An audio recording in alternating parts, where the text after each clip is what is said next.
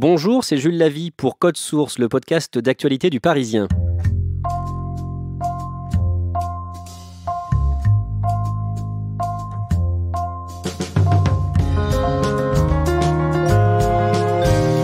Novak Djokovic dit qu'il n'y a que pour Gaël Monfils qu'il serait prêt à payer sa place pour regarder un match de tennis. Demi-finaliste à Roland-Garros en 2008, tout le monde voyait en lui le successeur de Yannick Noah, dernier Français victorieux, porte d'Auteuil chez les hommes. Gaël Monfils semblait tout avoir pour briller au plus haut niveau, ça n'a pas été le cas. On vous raconte pourquoi avec Eric Brunat, reporter au service des sports du Parisien.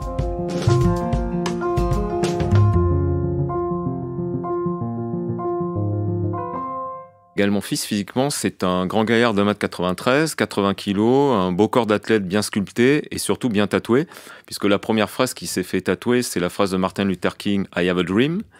Il a poursuivi dans la même veine en se faisant tatouer 2 autres phrases sur le thème des rêves et de la poursuite des rêves, de la destinée. Il s'est tatoué 2 grandes ailes dans le dos qui lui portent bonheur.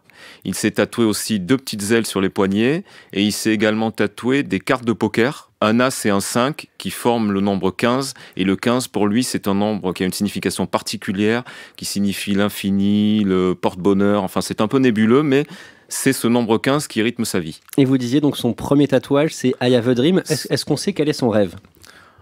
Alors en ce moment ça tombe très bien puisque son rêve c'est sûr, il le traîne depuis longtemps, c'est de gagner Roland-Garros. Ou au moins de gagner un grand chelem, puisqu'il y en a 2 qui sont potentiellement jouables pour lui, c'est Roland-Garros ou l'US Open. Décrivez-nous Gaël Monfils sur le court quand il joue son meilleur tennis. C'est un spectacle. Gaël Monfils, c'est quelqu'un qui court dans tous les sens, qui est capable de faire des points incroyables, qui peut donner parfois l'impression de s'en moquer totalement, de s'arrêter de jouer, et puis tout d'un coup de récupérer la balle. C'est un espèce de funambule, voilà, on va dire un funambule des courts. En 2008, Gaël Monfils atteint les demi-finales de Roland-Garros. Racontez-nous comment. Alors déjà à l'époque, il faut savoir que depuis 7 ans, il n'y a pas eu de Français en demi-finale. C'était Sébastien Grosjean en 2001, le dernier. Et que toutes les années, de façon sempiternelle, depuis 1983 et la victoire de Yannick Noah, on attend le Français qui va gagner Roland-Garros. Et donc cette année-là, Gaël Monfils, on l'attend pas spécialement. Il franchit tranquillement les 2 premiers tours. Il continue un 8e de finale un peu plus difficile en 5-7. Il rencontre David Ferrer en quart de finale. David Ferrer qui est quand même une pointure sur terre battue, donc il bat David Ferrer. Et il se retrouve en demi-finale contre Roger Federer qui à l'époque est numéro 1 mondial. Oh là là, le point du match pour l'instant. Donc là, évidemment, la marche est beaucoup plus haute. Pourtant, il se dégonfle pas puisqu'il arrive à tenir tête à Federer. Les 2 joueurs se retrouvent même à 1-7 partout. Donc, il y a eu une ouverture dans ce match-là. Malheureusement, Federer était beaucoup trop fort et donc Monfils s'incline en 4-7. À cette époque-là, donc en 2008, il n'a que 21 ans. Qu'est-ce que tout le monde se dit ? Tout le monde se dit qu'à cet âge-là, forcément, les lendemains vont être très très prometteurs. Et là, évidemment, on s'imagine que enfin, il va y avoir un successeur à Noah. À peine 11 ans et déjà suivi par la fédération. À la fin de l'année, Gaël devrait être classé 15-1. 4 grands tournois cette année, 4 finales, avec toujours l'esprit sportif. Et ça arrête d'être dans les 10 premiers mondiaux. Et tu te rends compte du chemin que tu as encore à parcourir avant d'être number 1 ? Oui, j'en ai plein encore. Toujours être à 100% et jamais donner de points, bête. Qu'est-ce qui te manque pour arriver à ce niveau-là ? La rigueur. Quand je pars, de pas tellement jouer avec les jeux vidéo et tout ça. Pour essayer de mieux comprendre Gaël Monfils, on va repartir du début. Sa famille est originaire des Antilles, sa mère est de Martinique, son père est né en Guadeloupe. Mais lui, il est né et il a grandi à Paris. Dans quel milieu ? Il habitait rue Campan dans le 19e. Son père, après une carrière de footballeur qui a été interrompue pour cause de blessure, était à l'époque agent France Télécom. Sa mère était infirmière. Son père, après avoir arrêté le foot, s'est mis au tennis par loisir. Il a atteint un niveau, il jouait 3e série, donc il allait faire des tournois à droite à gauche. Gaël le suivait parce que c'est lui qui le gardait. Donc il a pris la passion et puis ensuite ils ont commencé, il avait 4 ans, sur les cours du parc de la Courneuve. À l'âge de 13 ans, on lui propose d'intégrer le Pôle France à Reims. Il refuse parce qu'il avait du mal à quitter le nid, il préférait rester près de ses parents. Il faut savoir qu'à l'époque, ses parents avaient divorcé, donc ils habitaient tous les 2 à Bobigny. Ils avaient déménagé et Gaël avait du mal à quitter le nid. Donc il a attendu un peu plus tard pour partir suivre son cursus traditionnel de joueur, faire ses années d'INSEP et ensuite la vie sur le circuit. Et donc on l'a vu, en 2008 à Roland-Garros, Gaël Monfils atteint les demi-finales. Est-ce qu'il confirme ensuite les saisons suivantes ? Les saisons suivantes, je dirais qu'il confirme beaucoup à Paris. Parce qu'à Paris, il est bien. Il y a quelque chose, il y a l'affect, il y a quelque chose qui se passe, il y a une magie parisienne. Son père, toutes les années, est là, Roland-Garros, l'accompagne, lui fait les petits plats. Il y a toujours une magie et toutes les années, il a toujours trouvé quelque chose qui fasse une nouvelle histoire à Roland-Garros. Parlons un peu de l'équipe de France. Ça n'a jamais été simple pour lui en Coupe Davis. C'est vrai que c'est une histoire assez contrastée, puisqu'il a commencé sa carrière en Coupe Davis en 2009, dans un barrage que l'équipe de France jouait aux Pays-Bas. Donc il est tout jeune et là tout le monde lui avait dit attention Gaël, un premier match de Coupe Davis c'est spécial dans une vie, c'est pas du tout un match comme un autre, attention. Et Gaël Monfils est arrivé un peu l'image qu'on a de lui, il a dit non mais c'est pas grave, il l'a pas pris en dilettante mais il l'a pris comme un match comme un autre et évidemment ce match là il l'a perdu. Donc il a commencé déjà de façon un peu contrastée son rapport à l'équipe de France. En 2016, Yannick Noah est capitaine de l'équipe de France de Coupe Davis. Le premier tour se déroule en Guadeloupe. Déjà, est-ce que c'était pour Gaël Monfils ? Oui, c'était tout à fait un clin d'œil à Gaël Monfils, parce que quand Noah a pris l'équipe de France, donc début 2016, son pari, c'était de gagner la Coupe Davis avec les 4 joueurs qu'on avait baptisés les mousquetaires, les nouveaux mousquetaires, c'est-à-dire Monfils, Tsonga, Gasquet et Simon. Et il s'était mis en tête de gagner avec ces 4-là. Et peut-être que celui qui est le plus difficile à percevoir, à comprendre, c'est lui. Donc Noah avait déjà fait un geste en se disant « je vais l'amener un peu sur les racines de ses ancêtres, ça va être génial ». Et comment réagit Gaël Monfils ? Gaël Monfils est le seul joueur qui, publiquement, sur les 4 sélectionnés, va dire que c'est pas une riche idée parce que ça oblige à faire un voyage en Guadeloupe pendant une période où les joueurs sont pas sur ce continent-là, que ça va être perturbant et que plus ou moins tout le monde pense comme lui, mais que c'est le seul à le dire. Donc déjà, il casse un peu le jouet avant de commencer. La Monfait dans la place, attendu après ses déclarations sur ses doutes légitimes de joueurs professionnels à se déplacer en Guadeloupe, celui qui a l'île de Guada, mais aussi de la Martinique tatouée sur le bras, se confie à cœur ouvert. Si vous êtes sélectionné pour le premier tour de Coupe Davis en Guadeloupe, est-ce que vous serez heureux d'y participer ?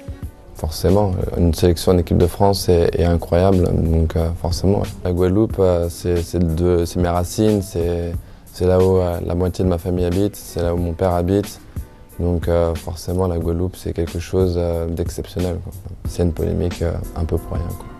Et du coup, comment se passe ce premier tour pour l'équipe de France de Coupe Davis ? Bon, ça se passe très bien sportivement parce que l'équipe d'en face, le Canada, n'est pas d'un très haut niveau. Donc la France gagne 5-0. Mais quand mon fils joue et gagne son match en Guadeloupe, il embrasse Noah en lui disant que c'est un des plus beaux jours de sa vie, qu'il est le plus heureux au monde et que donc ils vont arriver à faire de grandes choses ensemble. Et malgré ça, épisode surprenant au stade des demi-finales face à la Croatie, toujours en 2016 donc. Que se passe-t-il pour Gaël Monfils ? Il se passe que Gaël Monfils vient de faire les demi-finales de l'US Open. Donc c'est le joueur français en forme. Il arrive donc à Zadar en Croatie et il souffre d'une petite inflammation, ou d'une grosse inflammation. Il souffre d'une inflammation au tendon rotulien gauche. Pendant que les joueurs sont à Zadar pour disputer cette demi-finale, Gaël Monfils déclare forfait au prétexte qu'il est blessé. Donc Yannick Noah invente toute une histoire autour de ce forfait pour donner le change en expliquant aux gens qu'il est tombé dans l'escalier. Enfin, il y a eu toute une nébuleuse, toute une affaire assez rocambolesque autour de ce forfait. Mais toujours est-il que donc il n'a pas participé à cette demi-finale. Et Noah a pris ça comme un renoncement de trop. Voilà. Il a très mal pris. Il a très mal pris. Gaël Monfils, il était vraiment blessé ou pas ? Alors, ce qui est très drôle, c'est qu'avec Gaël Monfils, il faut s'attendre à tout. Et Gaël Monfils, 2 mois plus tard, fatigué de toutes les rumeurs, les hypothèses sur son forfait et sur ses forfaits, puisqu'il y avait eu pas mal d'histoires dans la saison, est venu faire une conférence de presse totalement surréaliste au tournoi de Bercy avec le docteur Montalvan, le médecin de la Fédération française. Il s'est installé et c'était un peu le sketch de Coluche qu'avez-vous fait dans la nuit du 27 novembre au 23 avril. C'était exactement ça. Il s'est posé sur la table avec le relevé médical de toutes les blessures de l'année pour donc expliquer toutes les blessures. Et il s'avère que celle-là, il n'est pas totalement arrivé à l'expliquer. Finalement, seul Gaël Monfils connaissait la gravité de la blessure. Il aurait peut-être pu jouer, par exemple, sous anti-inflammatoire, avec un traitement, mais seul lui pouvait savoir ce dont il souffrait vraiment. Et en tout cas, Gaël Monfils n'a jamais gagné la Coupe Davis. Il n'était pas dans l'équipe victorieuse en 2017 face à la Belgique. Est-ce que c'est la conséquence directe de cet épisode ? Oui, puisque ensuite, il n'a jamais plus été appelé, alors que ce soit Noah qui publiquement donnait le change en disant « je l'aurais bien appelé », mais que ce soit Gaël Monfils qui soit pas dispo parce qu'il était blessé ou Il y a toujours eu une nébuleuse, mais en fait, il ne l'a jamais rappelé. Gaël Monfils n'a jamais gagné la Coupe Davis. Il a eu longtemps la réputation de ne pas être assez professionnel. Pourquoi est-ce qu'on lui reproche ça? Et c'est quelque chose qui est parti de tout jeune, où on a associé un peu l'image Gaël Monfils, McDo, roi des burgers, roi du fast-food. C'est-à-dire? Parce qu'au début, il n'avait pas forcément une hygiène alimentaire extraordinaire, mais qui n'était pas pire que d'autres. Mais c'est vrai qu'on s'est focalisé sur cette image-là. Et ensuite, ça lui est resté. Plutôt à tort, donc? On va pas dire plutôt à tort, mais on va pas dire qu'elle est 100% véridique, parce que il le dit lui-même et il s'en défend souvent. On peut pas arriver à être numéro 6 mondial en ayant mangé n'importe quoi toute sa vie. Alors après, qu'il aurait pu être plus sérieux, faire les choses mieux, c'est sûr. De là à dire qu'il allait au McDo tous les jours, voilà, il y a juste un fossé. Il y a quelque chose qui a peut-être freiné sa carrière, c'est qu'il a multiplié les entraîneurs. Je ne sais pas si ça a freiné sa carrière, mais en tout cas, il en a fait 10. C'est beaucoup, les Nadal, les Djokovic, les Federer, ça tourne pour Nadal à 2. Federer a une fidélité à son staff depuis toujours. Djokovic a changé une fois. Voilà, on tourne plus à 2 ou 3 qu'à 10, quoi. Il se décrit lui-même comme hypersensible. Il dit qu'il peut vivre une rupture avec son coach comme une rupture amoureuse. Ça, c'est un problème?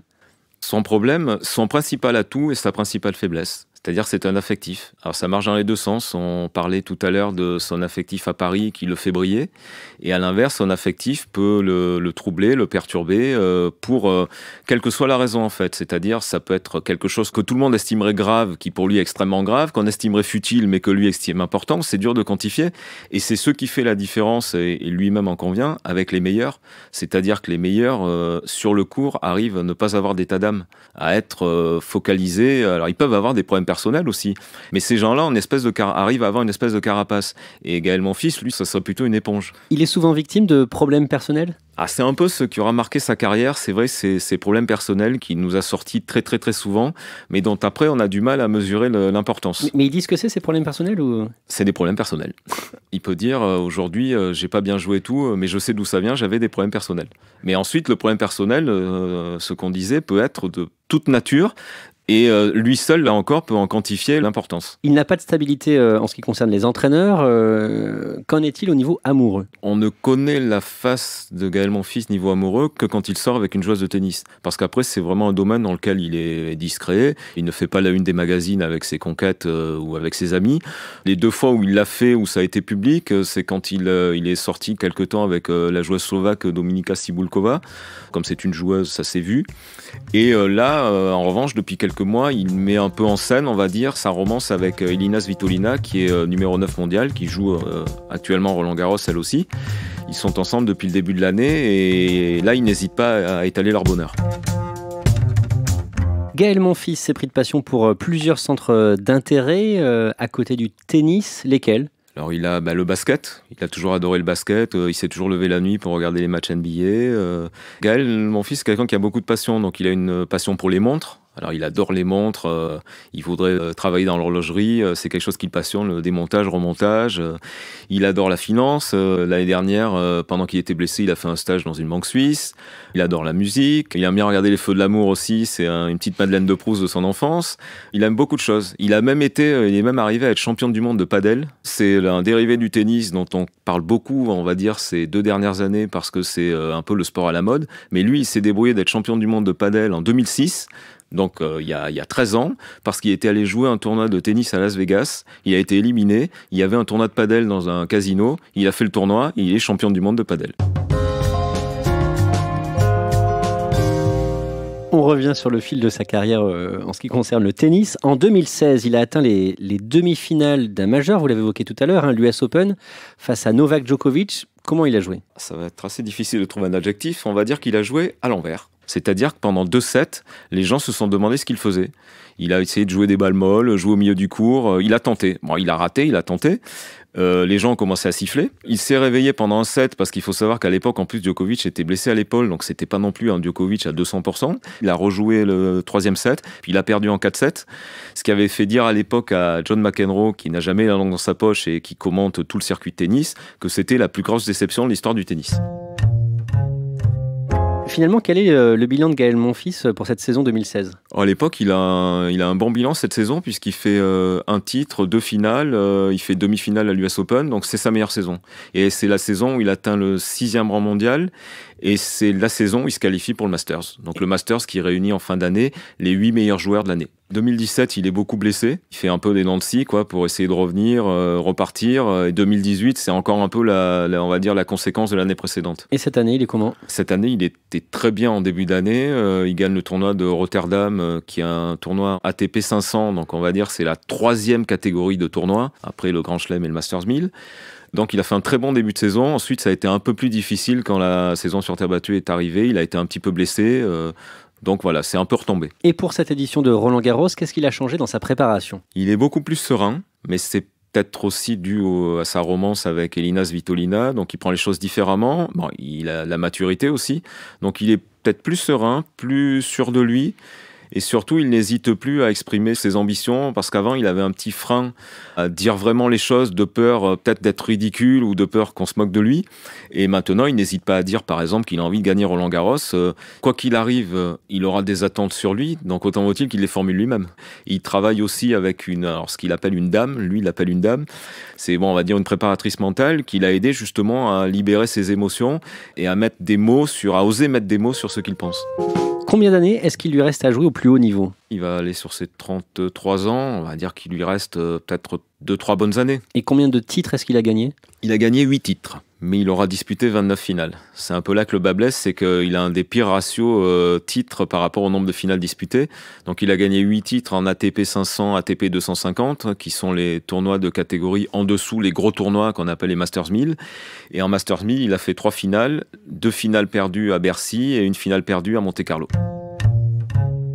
Certains pensent même qu'il aurait pu gagner l'un des 4 tournois du Grand Chelem, mais finalement, est-ce que Gaël Monfils n'est pas tout simplement né au mauvais moment ?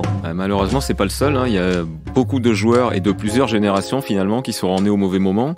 Tous ceux qui auraient été contemporains de Federer, Nadal et Djokovic. Puisqu'il faut savoir que ces 3-là, depuis juin 2005, c'est-à-dire le premier titre de Nadal à Roland-Garros, ont remporté 48 grands chelems sur les 56 disputés. Donc ça laisse quelques miettes, on va dire. Et il n'y a que 4 joueurs qui ont réussi à profiter des miettes.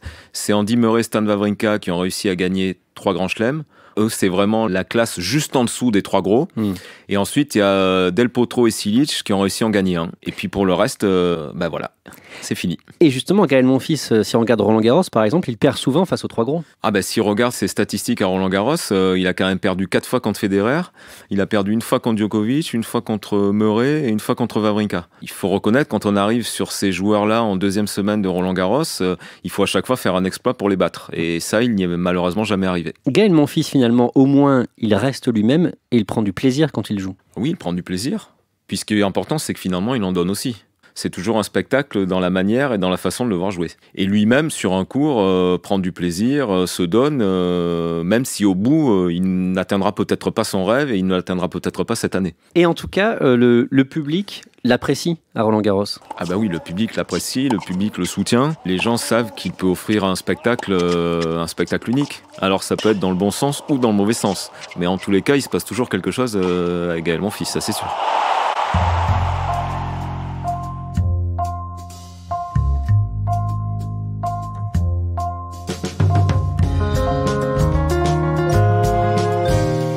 Merci à Éric Brunat. Code Source est le podcast d'actualité du Parisien. Production Jeanne Boézek. Réalisation et mixage Alexandre Ferreira. N'hésitez pas à vous abonner sur votre application de podcast préférée. Vous pouvez nous suivre sur Facebook ou Twitter ou nous écrire directement codesource@leparisien.fr.